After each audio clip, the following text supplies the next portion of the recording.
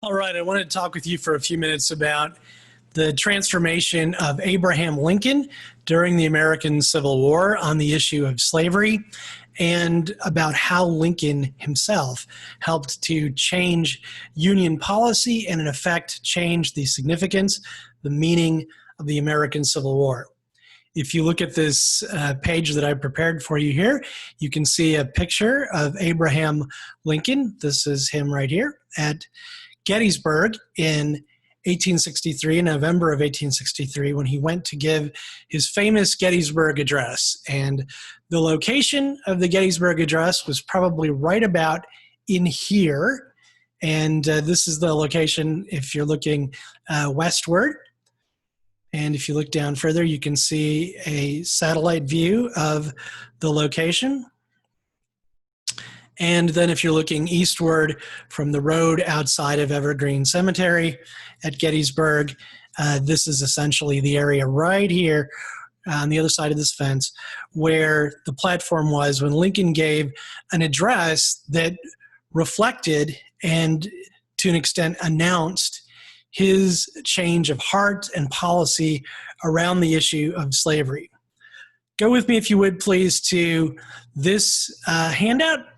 And I want to walk you through some of the specifics. At the beginning of the handout, I give you a montage of images that are meant to suggest several themes that are really important to Lincoln and to the evolution of Union policy, and inasmuch as the Union is going to win the war, the evolution of the significance of the war itself. And this is a portrait that was done after the war of Lincoln or depiction rather, of Lincoln with Sojourner Truth, the African-American activist, emblematic of the fact that slavery is going to be front and center for Lincoln in his wartime policy. This is a lithograph that was made after Lincoln had died, had been assassinated, spoiler alert, at the end of the Civil War in April of 1865. And it shows George Washington embracing Abraham Lincoln in heaven. And this is an example of the 19th century genre of apotheosis, where laudatory people are depicted as being brought into heaven. And one of the things that this effectively highlights is that this whole generation, as we learned about when we read Massour's 1831, is Lincoln's generation, is very much in the shadow of all that had been accomplished by the prior generation of the founding fathers, including George Washington. And a question loomed over much of mid-19th century American culture, which was, would the rising generation, would that new generation be as significant in its contributions to the nation and to the nation's ideals as Washington had been? Abraham Lincoln, I think it is safe to say, did make a contribution as important, if not more important in certain ways than many of the key contributions of the founding fathers, as he helped to, we might say, perfect the Union, to make good on the idea that all men are created equal by freeing the slaves. This is the actual Bible that Judge Tawny, the judge who ruled infamously in the 1857 U.S. Supreme Court decision in the Dred Scott case, that, quote, in Tawny's horrible words, "A black man has no rights which a white man is bound to respect." In March of 1861, Tawny was obliged as Chief Justice to give the oath of office as president to Abraham Lincoln. And Tawny was appalled. He did not like Lincoln. And in fact, Lincoln is going to undo, in so many respects, Tawny's Dred Scott decision, a decision which Lincoln had reviled since it was issued by the Supreme Court in 1857, 4 years before Lincoln's first inauguration. If you look at the bottom of this first page of the handout, you see here a depiction of an event after Gettysburg. This is at the Battle of Cold Harbor, or of course, obviously, in the aftermath of that battle. And it shows African-American workers disinterring the dead at Cold Harbor. And even though this is after Gettysburg, I put this on here because one of the things that I'm going to emphasize to you is that when Lincoln went to Gettysburg, this kind of slaughter was very much on people's minds. He went to Gettysburg in November of 1863 to dedicate a cemetery at which to bury the dead who had fallen the summer before in July in the epic Battle of Gettysburg. If you look at this Cold Harbor picture of the dead being disinterred at Cold Harbor, what you're seeing really is the mayhem that war wreaks on the body politic, and not just the body politic as a whole, but the individual bodies of its victims. So you can see this burial detail of black men as they have the horrendous job of working through all of these bodies, of exhuming them and preparing them for a more permanent burial. At Cold Harbor, as at Gettysburg, initially many bodies were just thrown into shallow graves, and only later were they given, if at all, a proper, more sanitary and permanent burial. If you look at this image, you can see that there's no way to distinguish among these dead, easily at least in their current state, who is Union and who is Confederate. There may be artifacts in here that would tip you off, but the dead are commingled together as if they're fighting in death as they had fought in life. And I'm always intrigued in this particular photograph by this gentleman who seems to have taken a moment as the photographer is exposing the plate, as they would have had to do in the 19th century. And it was a process that took some time to make this photograph. And I don't know what this guy's thinking, but I'm tempted at least to speculate that if we read this as a historical artifact in its larger cultural context, that he is wondering what all of this is ultimately going to bring about in the world, particularly perhaps for men like him, for African-American men who have served as he is here serving the Union. Will they have the rights of citizenship fully extended to them? Will Tawny's horrible decision in the Dred Scott case be fully overturned? These are the kinds of questions that had been lurking months before in November of 1863 when Abraham Lincoln went to Gettysburg. Before we talk about that Gettysburg address, let's review something, which is that Lincoln, as we've talked about before in our course, was a politician, and he was not entirely pure ethically on the issue of slavery, at least throughout all of his career. Early on, Lincoln really worshipped, one might say, this guy, George Washington. Lincoln had grown up, as many Americans of his generation had, reading about Washington, particularly a fabulist, Fabulist, sort of hagiographic, exaggerated biography of Washington by a guy named Mason Weems. The book was very influential to a lot of boys during the time of Lincoln's childhood. And Lincoln later talked about how that book had a profound effect upon him. And I think the evidence is that he told the truth in that regard, that for much of his adult life, Lincoln's major preoccupation in so many respects was trying to save the house that Washington built, the Union that Washington had helped to forge. And of course, as president, when he becomes president in March of 1861, in many ways, that is precisely his constitutional job. During the 1846 to 1848 Mexican-American War, Lincoln had, when introducing his spot resolutions against President Polk, had said that President Polk should remember that he sits where Washington sat. In essence, that was Lincoln's understanding of the presidency, that one should follow the high ethical standard set down by George Washington as the first president and preserve the Union that Washington had created. And if you look at these quotes, you can see that throughout much of Lincoln's political career, he prioritized saving the Union over ending slavery. Now, he didn't think slavery was right, so he criticized slavery rather freely. He well knew that the founders plainly had not gotten rid of slavery, had tolerated it in the Constitution.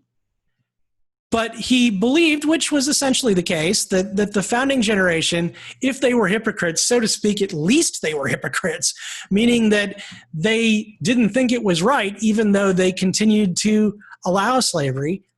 And so Lincoln longed for the day and spoke wistfully of it as a politician when slavery would be ended in America. But he really limited his efforts politically as we get closer to his election in 1860 to simply trying to prevent the extension of slavery into new areas, into territories taken, for example, from Mexico. And yet, as we know from other things we've learned in the course, other evidence that we have seen, a crucial majority of Southern elites are going to believe a conspiracy theory, which was in itself false. In some ways, they were giving Lincoln too much ethical credit. They were going to believe a conspiracy theory that Lincoln was a radical, that he was a John Brown, and that having been elected president in November of 1861, then taking office in March of 1861, they believed he would do whatever it would take to end slavery. Lincoln had no intention of doing that, and he made all of that clear here.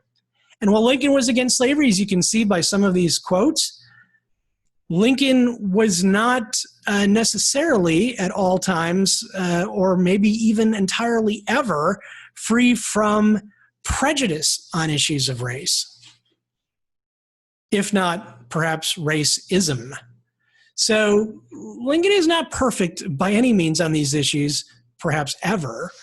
But one of the things that we've seen in the course is that he does think slavery is wrong, and he does think that African Americans are included in the promise, properly included in the promise of the Declaration of Independence, that all men are created equal. And for a series of reasons that I list out here and that we have looked at before in the course, these 5 reasons are the key ones to which I would point. The war itself pushes Abraham Lincoln toward emancipation, toward freeing the slaves, and ultimately toward putting Union force behind that effort. One of the major reasons, indeed I would say the most significant reason that Lincoln does this, is because African Americans freed themselves during this period. They are going to flee the plantations by the millions amid the chaos of civil war. And being a smart politician, as well as someone who thinks that slavery is wrong, Lincoln is going to do what a lot of politicians do, which is if they can't control events, they're going to take credit for them. Lincoln has no way of putting the genie of slavery as a practical matter back in the bottle, of returning these millions and millions of slaves to their former masters, who are, after all, taking up arms against Lincoln's own government, against the Union. And so, in essence, he's going to approve of what these African Americans are doing themselves. He's going to, in a sense, take credit for or align himself, as a smart politician would, with what is happening anyway with emancipation. That's what he does, in essence, in January of 1863 with the Emancipation Proclamation. And after the Emancipation Proclamation, Lincoln can literally sleep better because he can square the conscience of his policy, or the principles of his policy, with his own ethical conscience, with his own recognition that slavery is immoral. And he can answer letters like this. This is a letter from an African-American woman whose son has taken up arms for the Union, and she writes to the president, and in July of 1863, so after the battle at Gettysburg, but before Lincoln's visit in November, and begs him to take seriously the sacrifice of men such as her son, of African-American men, and protect them in the war, because they are being massacred when captured by Confederate forces. And she writes to him here and asks him to stand up for their validity as Union soldiers. She recognizes, in other words, that Lincoln is drifting in the right direction, on issues of race and freedom truly for all. A key impetus to Lincoln's thinking on race throughout his life was, as we've mentioned already, the Declaration of Independence, and particularly Jefferson's phrase that all men are created equal, which Jefferson himself believed applied to African Americans. Now, Jefferson was hypocritical on this, but again, in a way, one might be able to say, I wouldn't want to go very far at this point, but so to speak, at least he was hypocritical. The Catholic moral philosopher G.K. Chesterton in the early 20th century said that hypocrisy is the tribute that virtue plays to vice, by which he did not mean that hypocrisy is a good thing, but he meant that if you're a hypocrite on an ethical issue, there is at least a tiny bit of possible good news, which is that at least you admit the moral principle that you're not following. And having admitted the moral principle, perhaps someday you or your heirs will follow that principle. And much of Lincoln's political career really is an effort to solve the problem of American hypocrisy with respect to the declaration in the Declaration of Independence that all men are created equal. So as we've seen before in the course, in February of 1861, on his way to his March inaugural in Washington, D.C., Lincoln is going to say that he's never had a feeling politically that didn't spring from the sentiments embodied in the Declaration of Independence.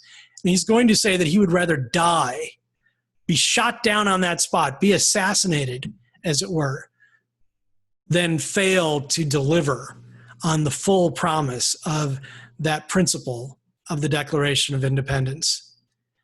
In a letter in 1855 to his close friend Joshua Speed, Lincoln had complained that the United States did not, with respect to African Americans and many foreigners, and also on matters of religion with respect to Catholics, always follow through on the fact that all men are created equal.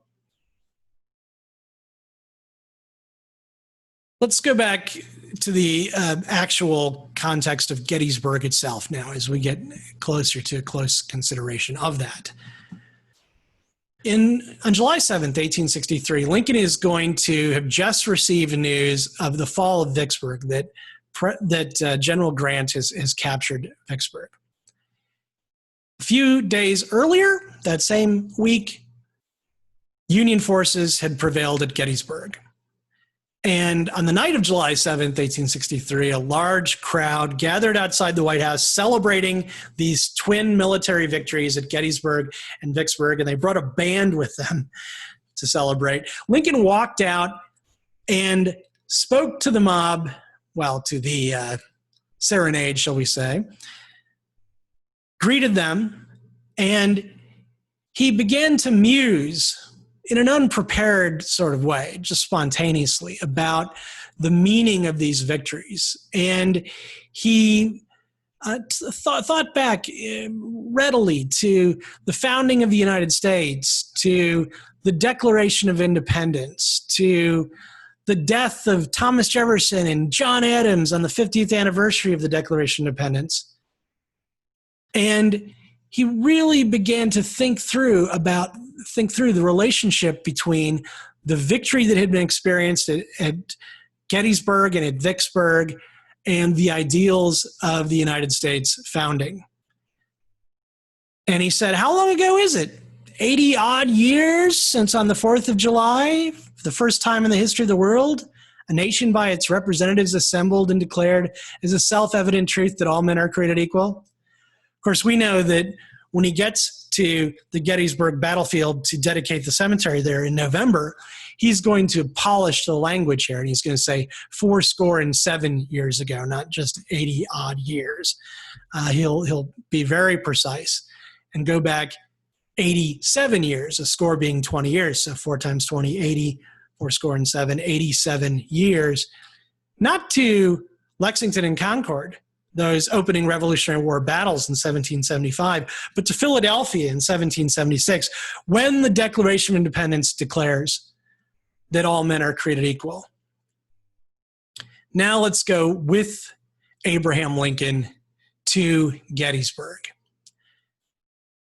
When he goes there, the bodies are freshly but poorly buried. And not all of them have been successfully buried.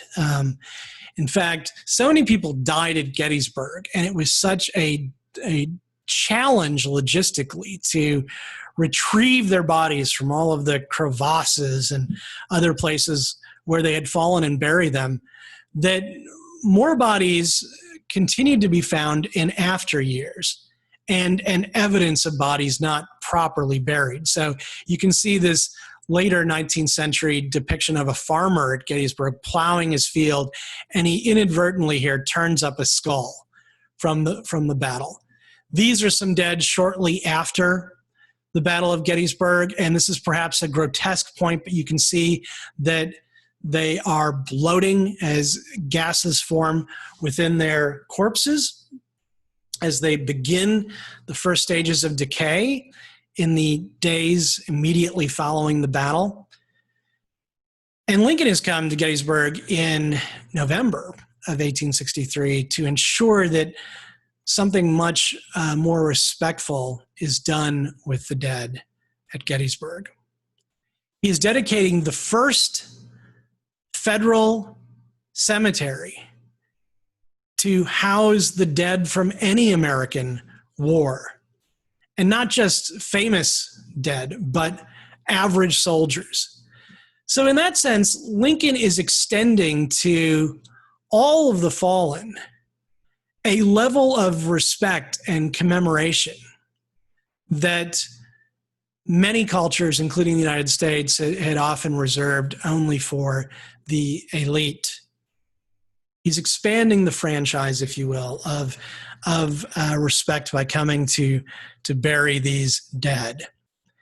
His audience, as he is there at Gettysburg, as they watch him take the platform, they know that this kind of thing has lately been at the battlefield. Many of the people who come to the Gettysburg address that day, who come to the commemoration and hear his address in November of 1863, live in the town, and the entire region has literally, not to be gross, but to be clear, reeked for weeks and weeks as a result of the stench of all of those dead on the battlefield.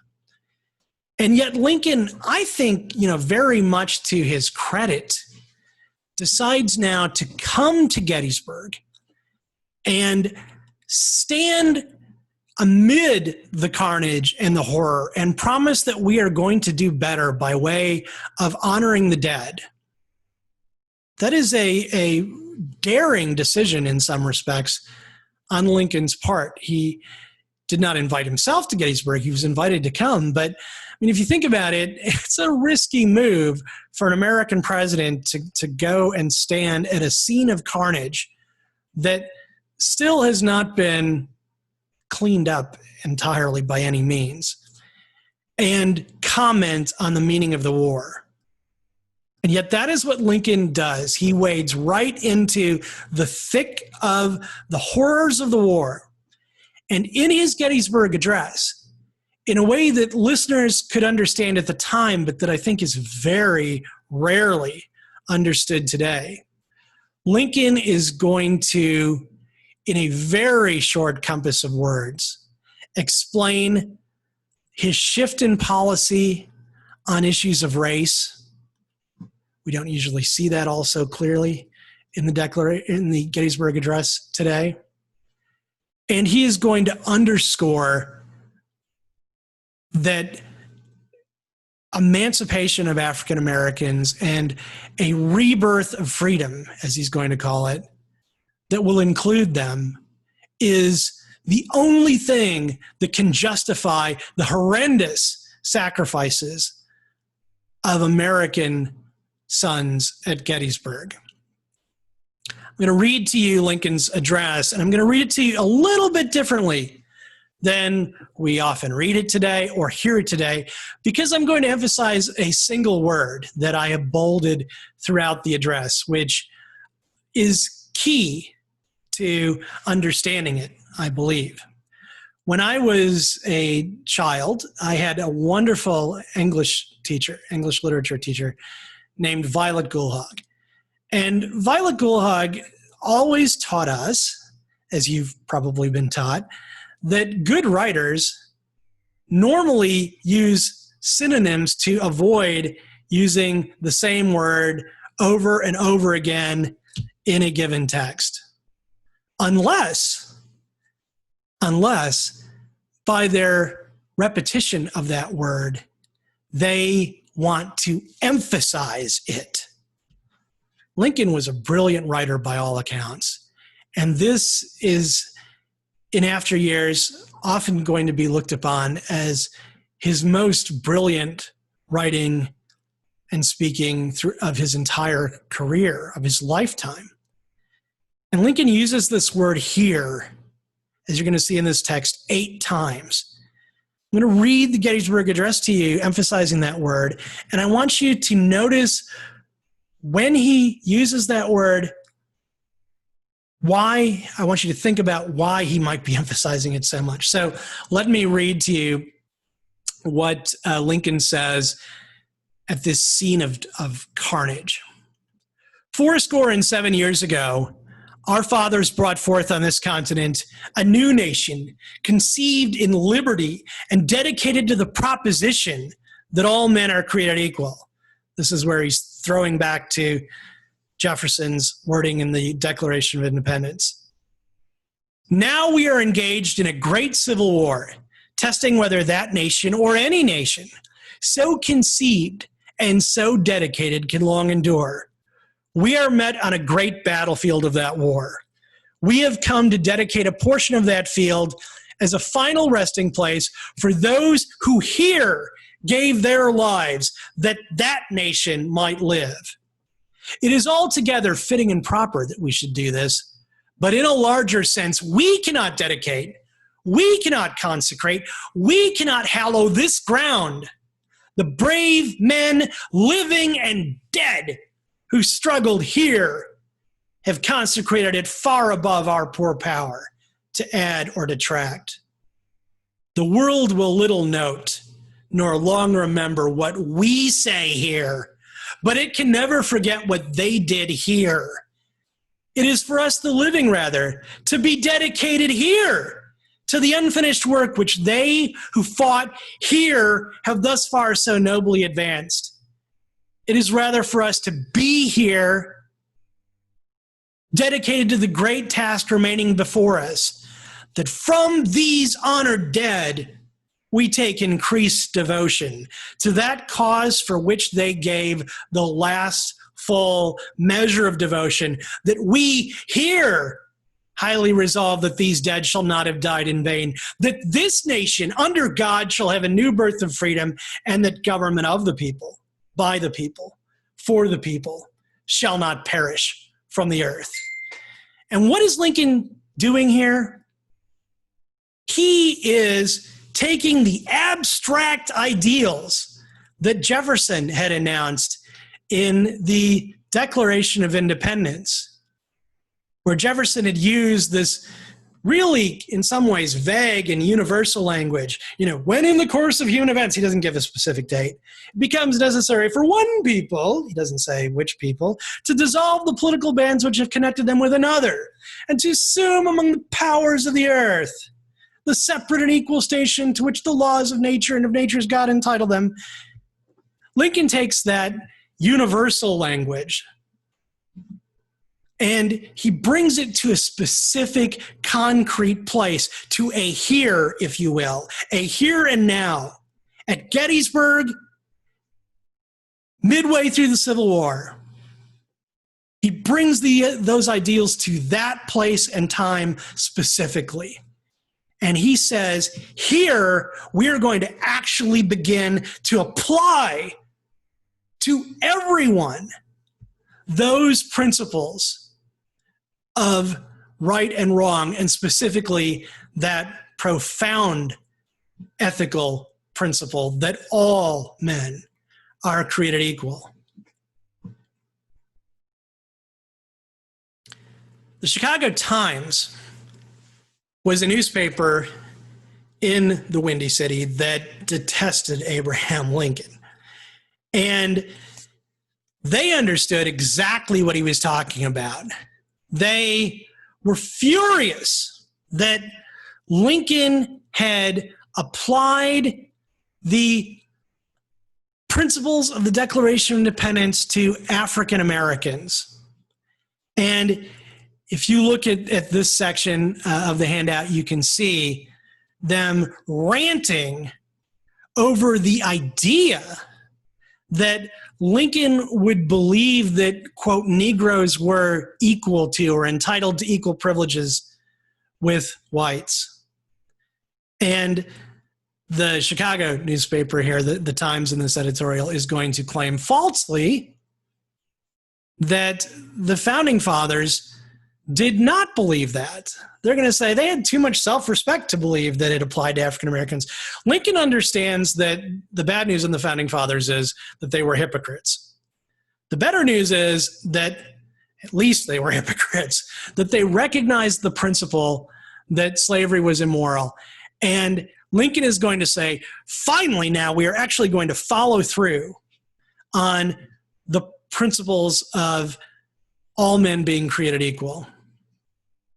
This is a grave that you can see today at Arlington National Cemetery, which is another burial ground that we get out of the American Civil War, another federal burial ground, place where many of our war dead have been honored with burial.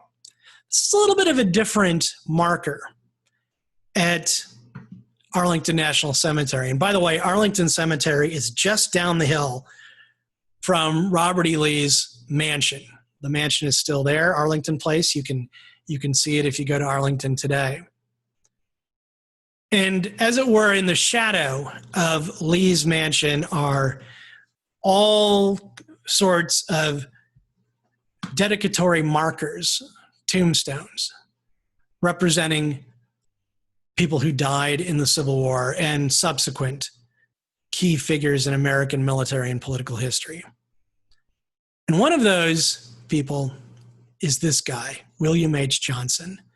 Johnson was an African-American man who was not Lincoln's slave, but he was his, they would have said in the 19th century, body servant. So he was employed by Abraham Lincoln, beginning in Springfield when Lincoln lived there. And Lincoln is going to then bring Johnson with him in 1861 when he goes to Washington and becomes president of the United States. He's going to place Johnson in the Treasury Department. And they become very good friends overall. And before Lincoln goes to Gettysburg, he sends a really curt telegram over to Treasury and simply says, William goes with me. And thus he's ordering Johnson's immediate supervisors at Treasury to send Johnson to him because he says, Johnson's going with me to Gettysburg. Johnson then accompanied Abraham Lincoln on the train to Gettysburg. It turns out that Lincoln was getting sick during this trip. Lincoln had smallpox, so as a child, so he had a degree of immunity to it, so he ended up with a very sort of low-level permutation of that. But nonetheless, he was a carrier as a result of this at the time when he went to Gettysburg of the full virulent strand of smallpox. Johnson went with him to Gettysburg and accompanied Lincoln back on the train and took care of Lincoln as Lincoln was sick for a few days with this sort of lesser version of the disease. Johnson, unfortunately, contracted the smallpox, perhaps from Lincoln himself, very probably, in fact, as Lincoln was taking care, or as Johnson was taking care of Lincoln when Lincoln was ill. And not all that long after Lincoln and Johnson returned from Gettysburg to Washington, Johnson died. We don't know everything about the relationship between the two, but it is clear enough that they were good friends in significant ways and that they had mutual respect for each other. Lincoln is going to pay off the mortgage on Johnson's house when he dies. Technically, he pays off half of it, and the mortgage lender dropped the other half, probably at Lincoln's behest. He does this to make sure that Johnson's children are going to be properly cared for.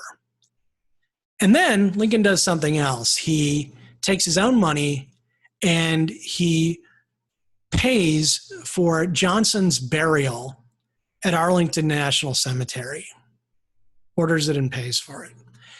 And he particularly pays for a marker for Johnson's grave. Most experts on Arlington believe that Johnson's marker was replaced at some point with this marker, although we're not entirely sure of that. So we can't say for sure what Lincoln had inscribed on Johnson's original marker. But this epitaph, in its own way, while very plain, perhaps simply put there later by a government bureaucrat replacing the original marker, this epitaph is pretty apropos in its own way. It simply says of William Johnson that he is a citizen. And that is, in fact, as the Chicago Times understood to its horror, that is, in fact, exactly what, at Gettysburg, Lincoln was trying to achieve. He was trying to make clear that we are finally going to live up to the idea that all men are created equal, and that blacks like William Johnson will now be citizens, and that Tawny, who swore him in as president in March of 1861, but in 1857 had said that there are no rights that a black man has, which a white man is bound to respect. Lincoln's message is that that is now and for all time false. I give you, in the last several pages of this handout, some other remarkable examples of what I call here Lincoln's strengthening ethical reasoning on the issue of slavery. I would encourage you to read some of these to see how carefully Lincoln thinks about the issue of slavery in the 1850s, and then much more so as we get into the Civil War itself. Lincoln, in fact, had said, as we know, when he was on his way to Washington to be inaugurated, that he would rather be murdered than fail to deliver on the principles of the Declaration of Independence. On 11 April 1865, Lincoln gave what he did not know would be, but was, his last address as president. And he said in that address that he favored giving the right to vote, what people at the time called the elective franchise, to at least some African-American men. And he specifically mentioned those who serve our cause as soldiers, those who had paid the ultimate price or been willing to pay the ultimate price in the defense of the renewed United States. And for that, for his egalitarian stand on race, such as it was, John Wilkes Booth, who was stalking Lincoln at the time and was on the West Lawn of the White House listening to this address. And Booth could get in because he was a famous, very well-known actor from the time period, a celebrity. Booth decides that now it's no longer enough for him to kidnap Lincoln, that he wants to kill Lincoln because of Lincoln's, for the 19th century at least, generous views on race. And so Booth assassinated Lincoln in April of 1865. Booth was hunted down by the United States Army, and I kid you not, this is a bit grotesque, but this is at the Mutter Museum in Philadelphia, College of Physicians. This is a portion of John Wilkes Booth's backbone, tissue taken from it. He was shot by the Army, and essentially in their effort to apprehend him, they lit a barn on fire that he was in, and then they shot him as he tried to flee. And after Booth was killed, his backbone was autopsied because that's where he had taken one of the hits. And this portion was and is preserved at the Mutter Museum in Philadelphia. And there are other portions at the National Museum of Health and Medicine in Washington, D.C. This, by the way, is a hank of Lincoln's hair that has been preserved, taken at the time of his assassination as well. And finally, in conclusion, in this handout, I point back to Lincoln's second inaugural from March of 1864. That election was very hard fought, and Lincoln himself initially did not think there was any way he could be reelected president. When he was, and then in 1865, rather, I think I just said 1864, but when he was reelected in 1864, when he then had another inauguration, a second inauguration, in March of 1865, in his second inaugural address, most of his listeners who came to that wanted him to take a victory lap. They wanted him to, stomp on the other party, the Democrats, and stomp on the South. And instead, Lincoln made some profound but sort of universally painful points. And he pointed out that slavery was really not just a Southern sin, but an American sin, that the entire nation, in many respects, had been involved at one time or another in the slave trade and had failed at all events until war forced the issue to end slavery.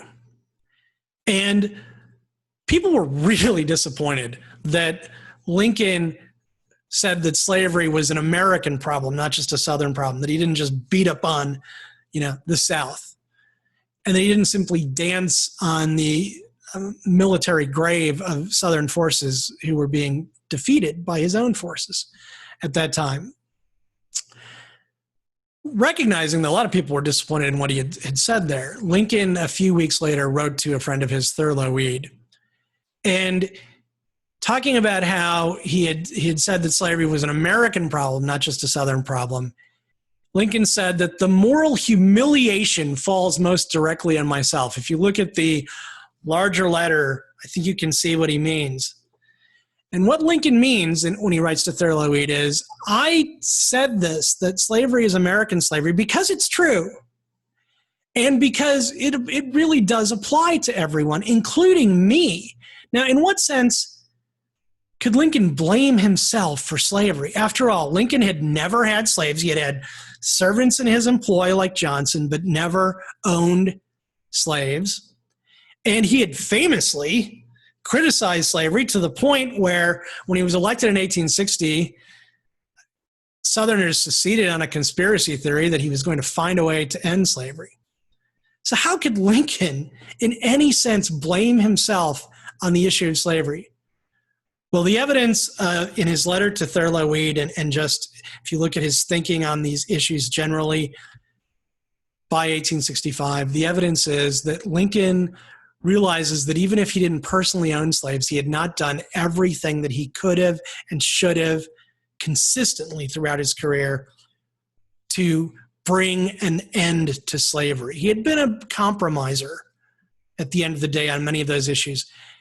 By the end of his life now, he's not compromising, and by the end of this war. But he knows that he did. And so he believes that he himself, and indeed the entire nation, should repent on this issue of slavery, and by implication, racism. That is Lincoln's view of redemption, that redemption might extend and the need for repentance to lots of other people. Surely it does, indeed, to everyone. But everyone includes you yourself. That each of us should look in our own hearts and see where we are failing on key ethical issues, including principles of racial justice. And thus, Lincoln means it at Gettysburg when he says that there is a great task remaining before us. That task is to apply the highest ethical principles on race and other matters, not just to our nation, but to ourselves.